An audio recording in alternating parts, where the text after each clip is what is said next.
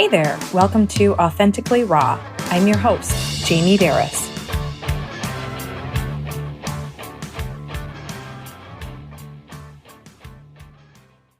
Louisa Valentin, welcome to the Authentically Raw podcast. How are you? Thank you for having me, Jamie. I am doing great. Just had a birthday passed on Tuesday, so I'm having a good week. Yay! Celebrate you, celebrate life. Thank I you. love that you mentioned that because so many people don't even celebrate their birthdays. Oh, it's no big deal. It's no big deal. Yes, it is. You were given life. Celebrate that, right? Hello. Yes, exactly. And I say, why not embrace it? I'm chapter 42. Why not be thankful that I've had all of these years and hopefully many more to continue celebrating? Absolutely. I love it that you said I'm a writer too. So I love that you said chapter 42. Keep writing your story, right?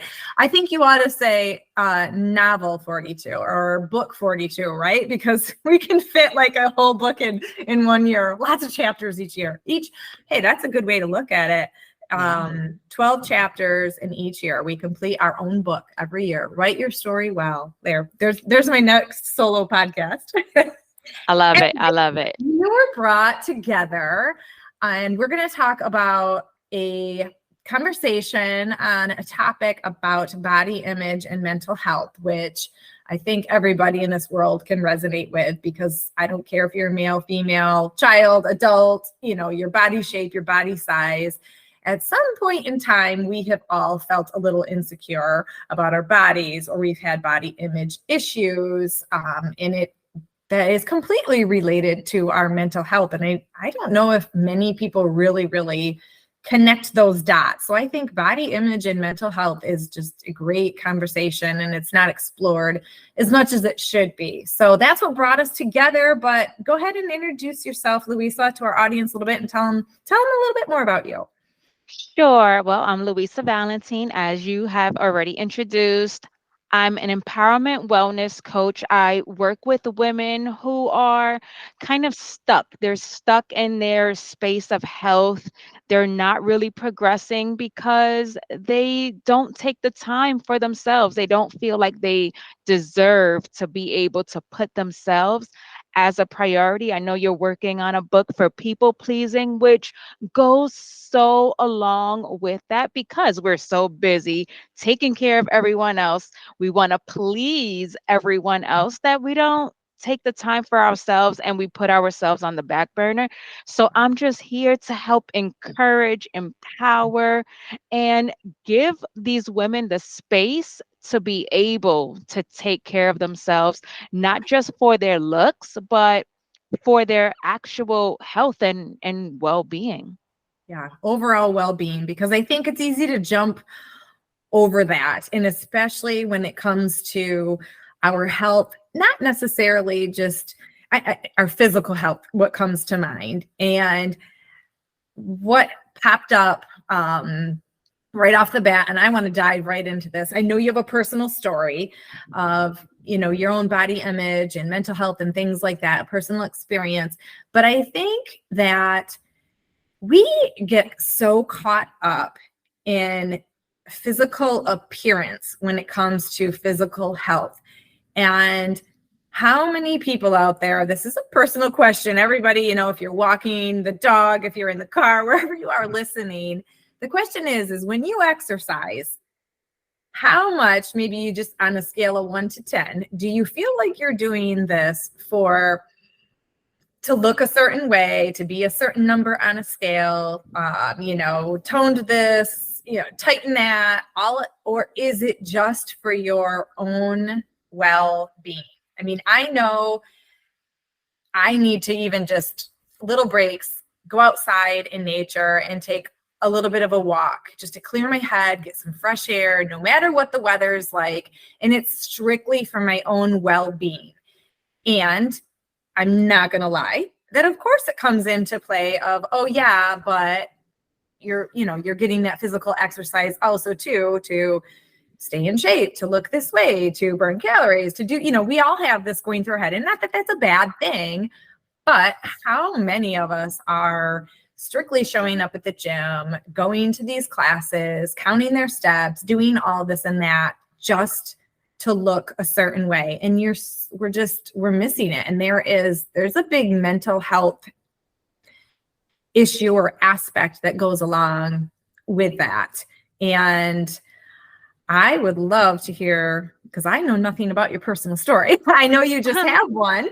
And so I would love to, and that's why I love this podcast, because we just come in authentic. I know you have a story and then to share, and it's going to spur questions as I listen. And so take it away, Louisa.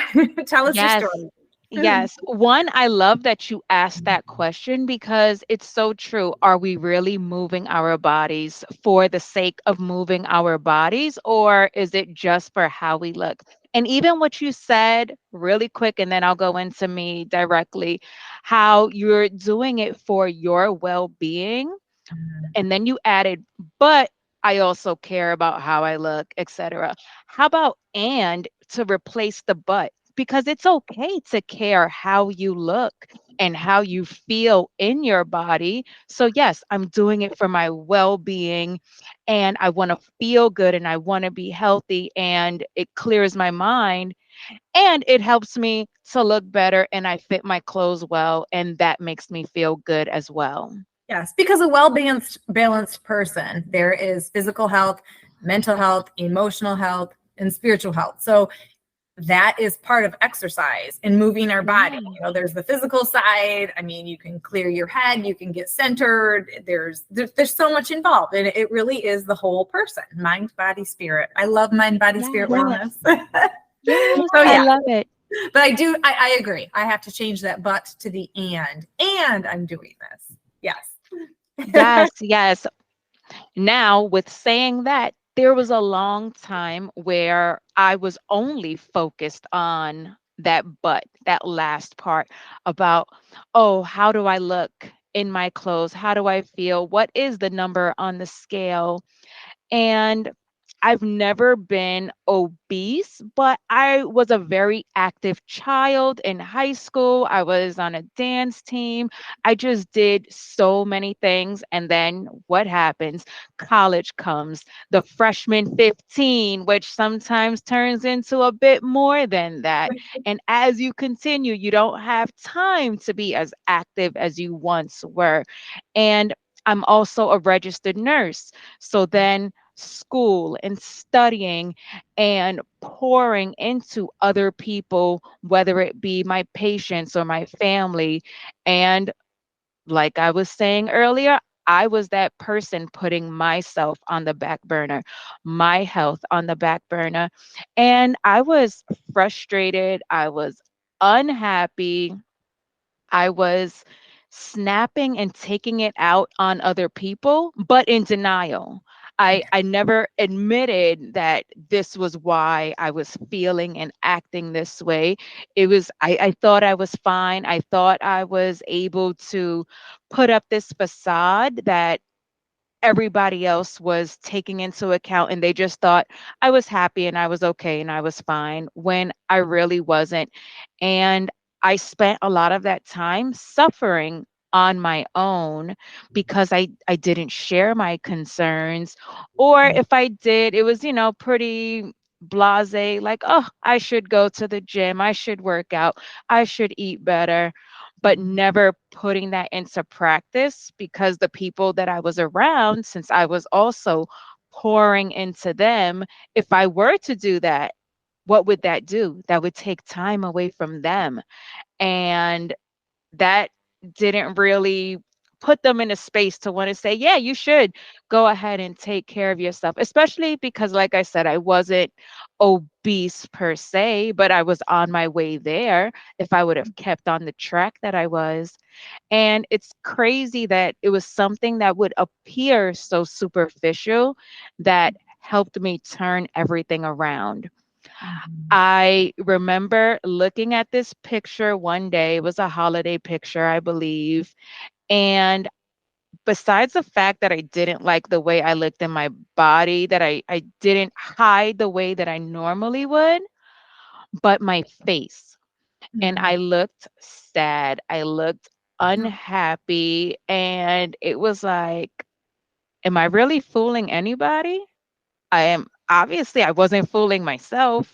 And that was like a wake up call for me. And that's when I decided, no, I really do have to put myself first and take care of my health to be a good example to the people in my life, to be a good example to my patients, because how great does it look to tell your patients to eat all this healthy food and to move their body, and they can tell you're not doing that. Yeah. So, Wow. yeah. I like that's, I was going to ask, what was your turning point or your breaking point, or, kind of the wake up call. And I love that you recognized it, the sadness and the unhappiness in your face by looking at a picture. That's a pretty powerful wake up call when you can see, like, that's not me. Who am I? And probably that realization that I don't want to feel like this anymore. Yeah. It really was. And I was sad that day, but it was one of the best things that could have happened to me, taking that bad picture where I wasn't able to hide like I may have done in the past. Definitely, definitely. So tell me, how did the transition go? Because I like that you pointed out, it's hard because when you start to take care of yourself, it takes time, right? It takes time to take care of ourselves. It takes time away from other people, in, other things that we're trying to accomplish. Just, it is self-care and well-being. It not only time, but it takes some of your energy and your attention, which you've already spent on other people and other places. And so to be able to now give that to yourself, how did you start to weave that in? It's not always easier or not No, always easy, right? no, it definitely was not the easiest transition in the world. Like I said, people were used to me always being there for them, being available. And the way that I was able to make the transition was to make small changes within even my boundaries, because I realized it can't just be about the physical. Because let's be honest, we usually all try to make the physical changes first, and we usually fail if that's all we are trying to accomplish. So I started putting up small boundaries. I didn't say no to everything. I didn't say, oh, it's about me all the time, but I made way. And as I got comfortable with certain boundaries where I was like, nope, I'm going to the gym at this time, it made me more comfortable to put up more boundaries. So I live in New York City, Mhm. happy hours and dinners, big, big thing. Yeah. Yeah, I used to never say no because I didn't want to disappoint my friends or whoever.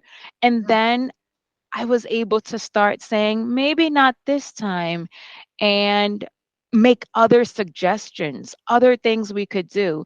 We found out that some people actually like hiking, some people like going out roller skating.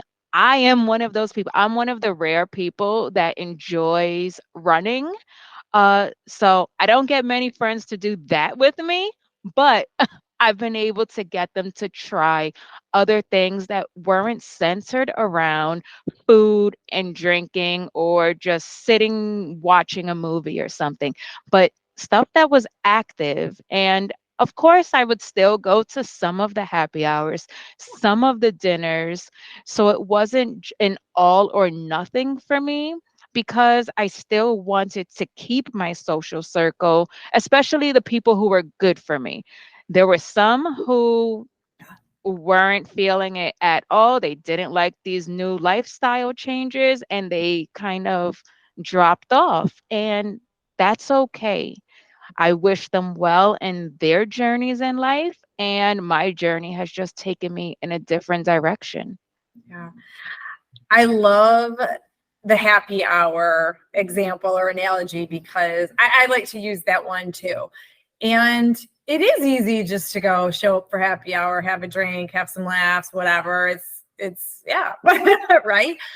But yeah, the flip side to that is tough just on your physical health. And to be that one though, to say, hey, maybe let's try something different. Number one, when you do though, it's being able to explore some other interests. And you said roller skating, not rollerblading, right? Yeah, Really? roller skating, rollerblading. I'm open, Yeah. even ice skating, all of the above. You're showing your age with roller skating because as soon as you said roller skating, I'm like, oh, I'm in. Yeah, I haven't put on a pair of actual roller skates in forever, but boy, back in the day, we roller I love skated it. like crazy. Had the little pom-poms on the front, right? Oh, Loved it. yes. But that's the thing too. And I talk about physical activity. That is it's so much more. It is play, which so many of us adults don't get enough play in our lives. And the roller skating just brings up play for me. It's fun, right? Why not get some other people that enjoy doing that? So there's your social, your connection with other people. It's play. It's good for your soul. It's such a stress and anxiety relief to go do playful things like that. I love to dance. And so I will crank the music at home and dance. It's play, but it's movement and so much more.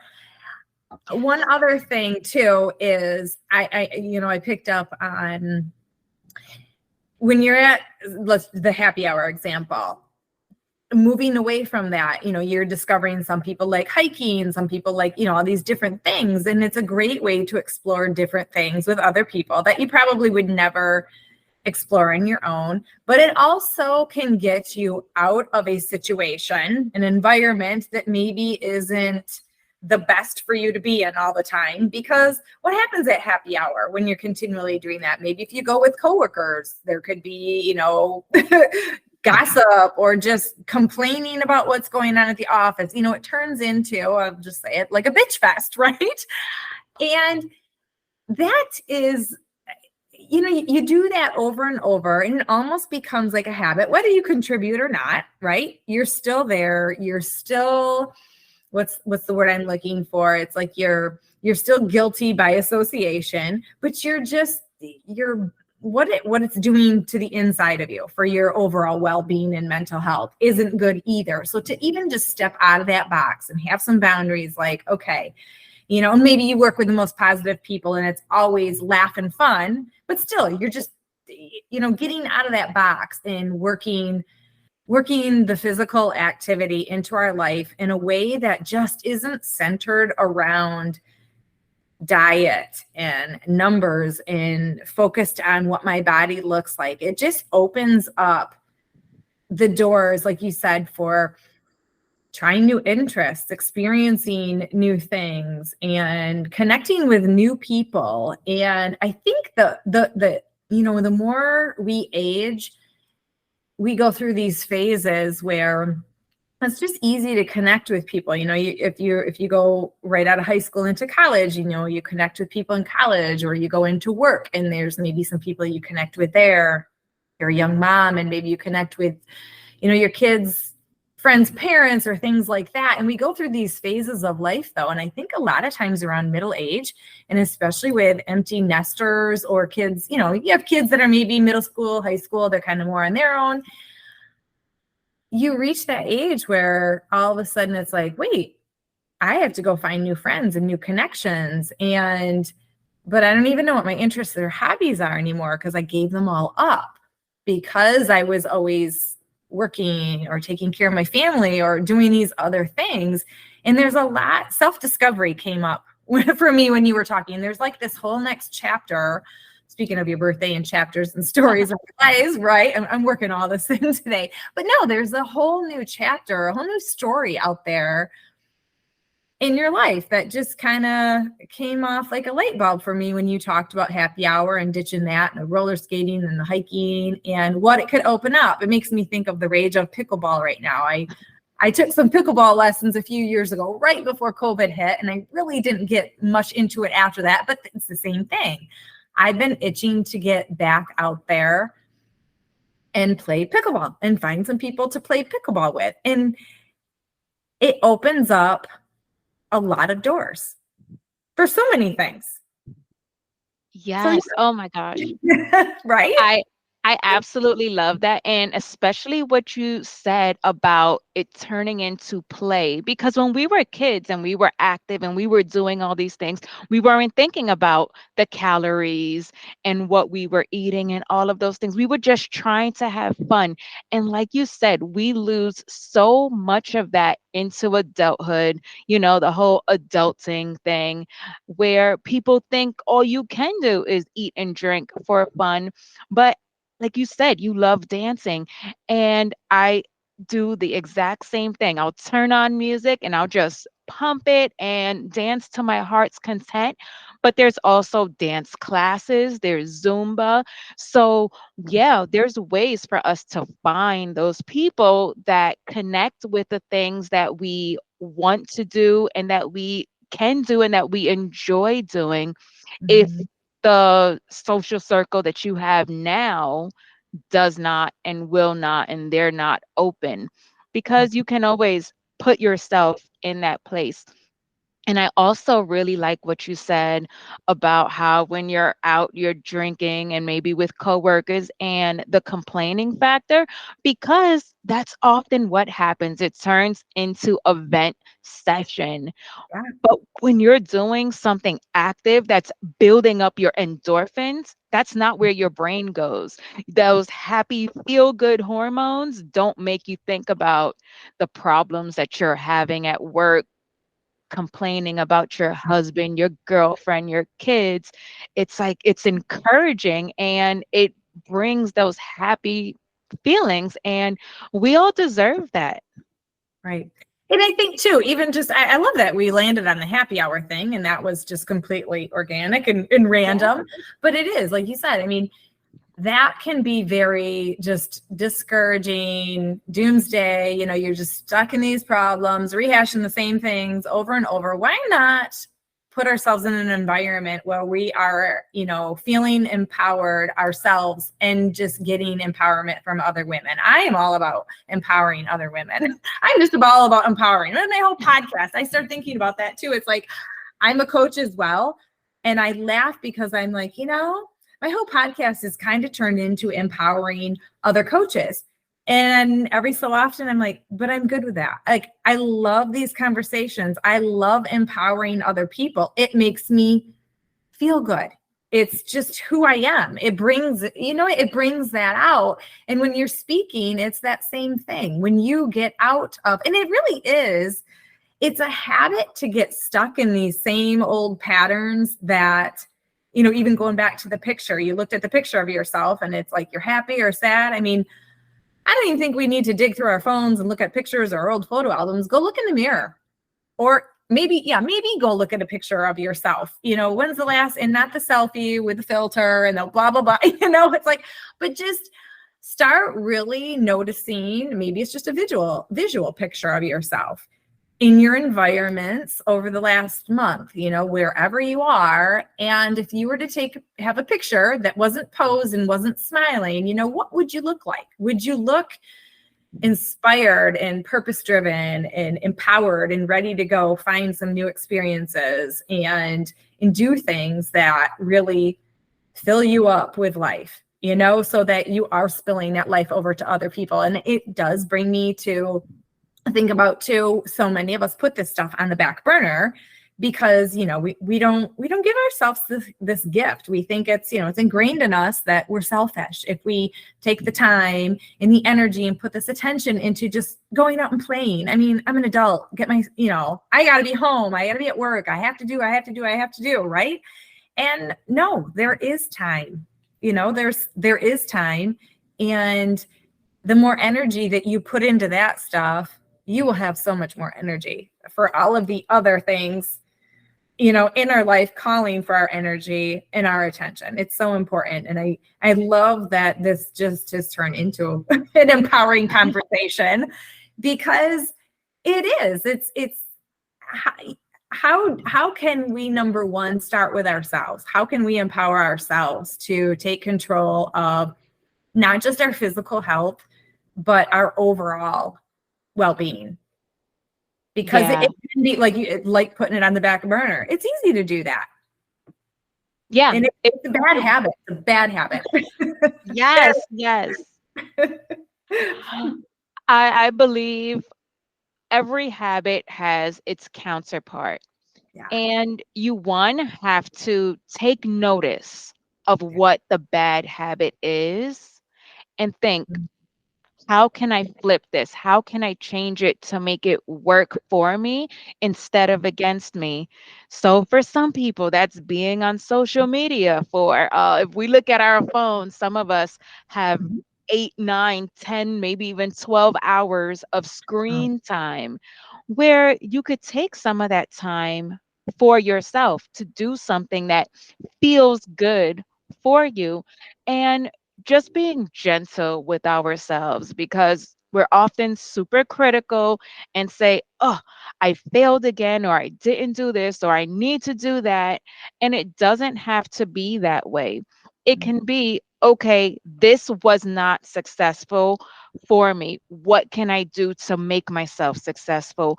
And creating those small shifts, getting your clothes ready in the morning before work if you plan to work out before or after work, because if it's ready, you're more likely to actually go get that workout in.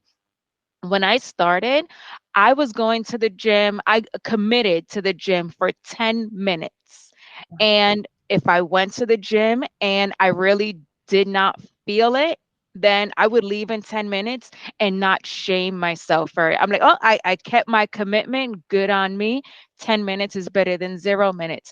And then there have been other times where I commit to that 10 minutes and I have one of the best workouts ever. And I feel so good and so pumped. And I'm like, woo, yay me. I smashed that 10-minute goal. So doing things that put you in a place to win. I get all of my food ready for the day. And I know this isn't feasible for everybody, but I take my meals with me. And that's including my snacks, because after lunch, I tend to want something sweet.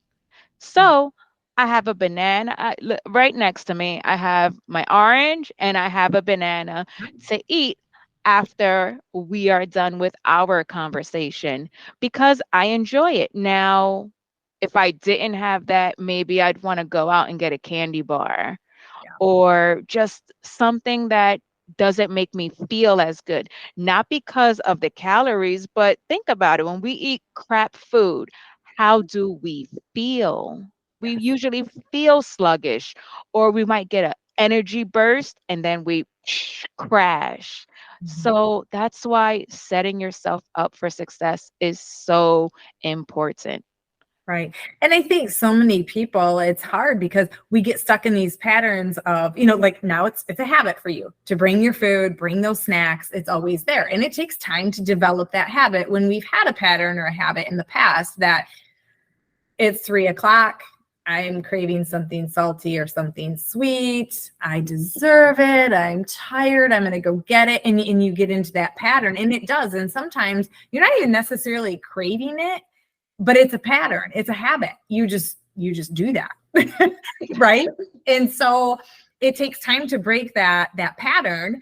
And I think so many of us too, we don't realize how crummy we feel until we start to feel better, until we get out and we're active and we change, what we eat and things. And you don't realize how sluggish and just, I even get irritable. Like if I eat a lot of sugar, ooh, gosh, my claws come out. I can't handle it. Really, it makes me so irritable. But I know that about myself now. And it doesn't necessarily always make it easier in the moment. Like, okay, I love dark chocolate. It doesn't always make it easier in the moment, but I have this habit every night after dinner. I have 1 square of really good dark chocolate, and it satisfies that craving But it helps me too that I'm not grabbing for things throughout the day. I don't feel deprived. And because I know if I were to do that, or even around the holidays, December rolls around and my husband's bringing home all these huge gift baskets that he gets given. And, there's just, we bake or do things and it catches up. And after about a week or two of eating a little bit more sugar, having a few more cocktails at the parties, all this and that sugar overload, I'm like crawling out of my skin. I just get in, and I think when you don't know the difference or pay attention to your body, you get stuck in that cycle. And then we think, seriously, bringing in like that mental aspect to it, you think that, oh my gosh, I have these huge mental like problems or something, when honestly, if I make some diet changes, because it does affect it, it affects our mental health in that way. It truly does. But I don't think that we want to always necessarily admit that, because we all have our vices, right? We all have our things. But when we admit to ourselves, okay, I can't handle this much, I feel like crap, I've got to get some self-discipline here and make some new habits and patterns, and it starts small.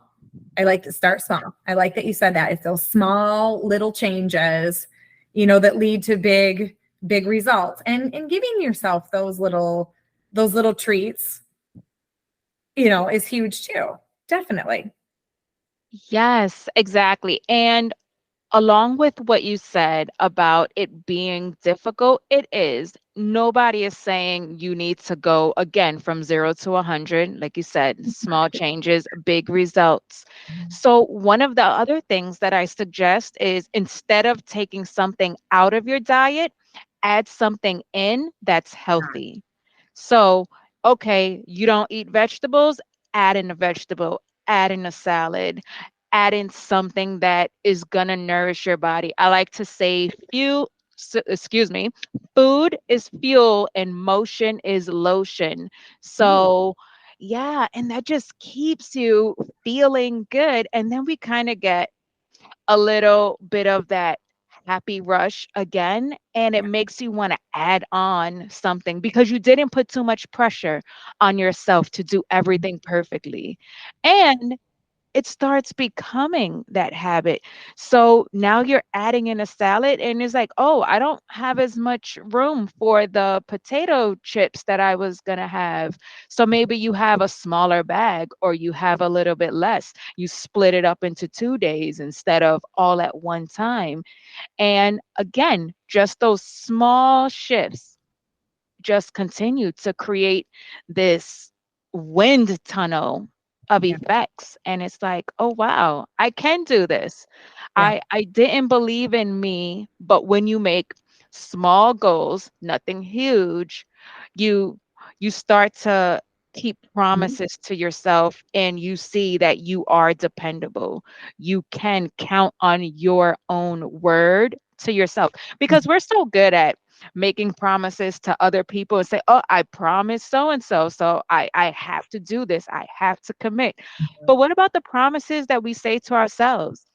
Yeah. I'm going to go to the gym in the morning before work. That's just what I typically do.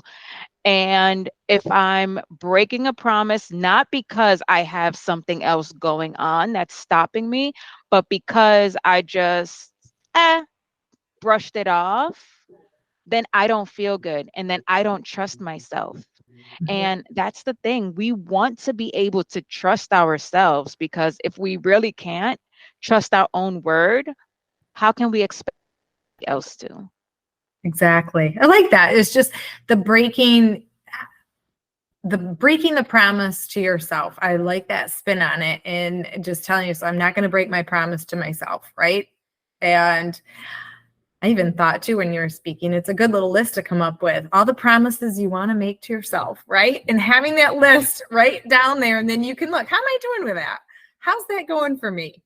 And at the top should be well-being, but the joy, like, how do you want to feel? I think a lot of what drives us is outside stuff. How do I want to look? How do I want other people to perceive me? It's whether it's I want to fit into that, or I want to do this. How do I want to feel? I want to feel comfortable in my own skin. I want to feel healthy. I want to feel strong. I want to feel at peace. Those things, and everything we've talked about gets you there. It's just being that well-rounded. So Louisa, I do want to ask too, because I know you empower women in your coaching, your women empowerment coach. What other types of issues or things do you feel that women most struggle with? Body image is a big one, and just our physical health and well-being. But what is another thing that people come to you most often with? So usually most come to me with the physical, and it's not really that. You have to dig a little deeper, and then you realize, oh, so yeah, you came to me because you said you wanted to feel good in your clothes and gain confidence again. But it could really be, I don't have the energy to keep up with my 5-year-old, and it's because I'm holding this extra weight or whatever else that it can be physically. Or even I've had some, especially because of my nursing background, they go to their doctor and their vital signs and labs are all out of whack. They don't know how to get their health back on track because they've been doing what they've been doing for so long that it's like, I need help. I just need somebody to be there for me and to be their biggest cheerleader and accountability partner. And that's what I get a lot of. Somebody who wants to be cheered on. Because you was talking about empowerment before and how it makes you feel good. I often say I feel a little bit selfish because of how empowering other people makes me feel. Like it lights me up inside to be able to be in this space where I can really encourage and inspire others. I don't really like the term motivate, because motivation I feel is very short term, and it doesn't keep you consistent. It doesn't get you results. But that discipline, and even for myself, I didn't get to go to the gym this morning like I normally do. And I had told my partner, text me at 12 o'clock and tell me to go to the gym because it put me out of my routine. And my routine is to go first thing in the morning. And I ended up going even before he texted me because I knew I had already told him to text me and he would be. So I had sent him a text and I was like, all right, I'm walking into the gym now. And I told him because I knew if I didn't tell you to text me, I wasn't going to go. Not because I don't enjoy it, because I felt great afterwards. My arms might be a little sore later, but but it felt good, but I wouldn't have committed to it. So having that accountability partner, person, whatever it is, whoever it is, really helps. Yeah, and just having someone else in your corner cheering you on, I think is huge, because it's like you said with the motivation might get you started, but for continual behavior, it doesn't. It's fleeting. It comes and goes. And if you only did really anything in life when you felt motivated, I mean, you just would barely do anything. Let's be honest, right? Because you have to have that self-discipline. But I think having that accountability partner and someone else cheering you on, it does make a big difference. And then when you have that person, you are more of that person to other people too. And you just form your little community like that. It's so true. It spills out. Definitely. Oh, Louisa, this has been a fabulous conversation. I love the whole, anything to do with empowerment, but especially women, women empowering women, because, and that is one last thing I want to hit on, is look at your life, everyone. This is kind of an assignment for the audience, is look at your life and look at the women in your life. And do you have that supportive community? Are women empowering each other in your community? Are you empowering other women, and are they empowering you? Because let's face it, we've all been in situations and around women that it's competitive or catty, or, just it's not a healthy environment. And it does bring me back to talking about our overall well-being and health, and how important it is to be surrounded by people that are cheering you on, really, in life. Seek those women, right? Yes. Can't state that enough. I love that part, and that wasn't even something going into this conversation I would have thought of. And I have such good friends in my life, and I have such a good community. And I will say it takes work. I'm really blessed. My friends know who they are and how important they are to me, but it does take work to find that community. So that is even empowering, right? Go out and do it. But thank you, Louisa. Where can people find you if they want to get in touch with you? Oh, thank you again, Jamie. And they can find me on my website, louisavalentin.coach, or you can find me on my social medias, Coaching with Louisa. Or if you type in my name, I'm usually pretty easy to find, Louisa Valentin. Either way, and I would love to offer your listeners a complimentary transformation call if they would just like to start the discussion on their transformation. Absolutely. Yes. And I will put all of your information in the show notes as well. So thank you so much. Thank Enjoy you. I'm going to call it happy hour, whatever it is you choose to do today, right? Yes, we can make it our happy hour, whatever we choose to do. Absolutely. Thanks, Louisa. Thank you so much for listening to Authentically Raw. I'd love to hear from you. Shoot me an email, jamie@jamieberris.com, and let me know what episodes resonate with you and why.